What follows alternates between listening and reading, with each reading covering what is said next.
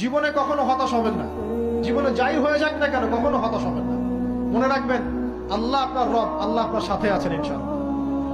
এই সমাজ আপনাকে যেভাবে শেখায়, কিভাবে শেখায়, এই যে স্কুল, কলেজ, ইউনিভার্সিটি, চাকরি, বিয়ে, সন্তান প্রতিপালন, আর তারপর ইন্না লিল্লাহি ওয়া ইন্না ইলাইহি রাজিউন, এই তো শেখায় নাকি?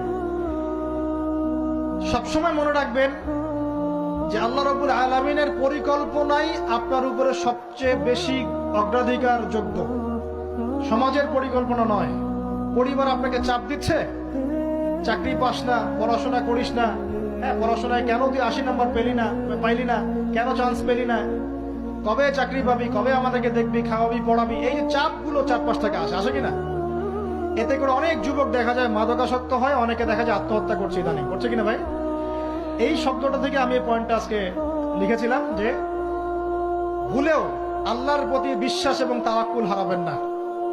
সমাজ যেভাবে শেখায়, সমাজ চারপাশে যে চাপ আপনাকে দিচ্ছে, এই চাপে নিজে গা ভাসিয়ে দিবেন না। আপনি আল্লাহর কাছে দোয়া করবেন, আল্লাহর কাছে পথ চেয়ে নিবেন এবং আল্লাহর প্রতি তাওয়াক্কুল ভরসা করবেন, কখনো আত্মহত্যার পথ বেছে নিবেন।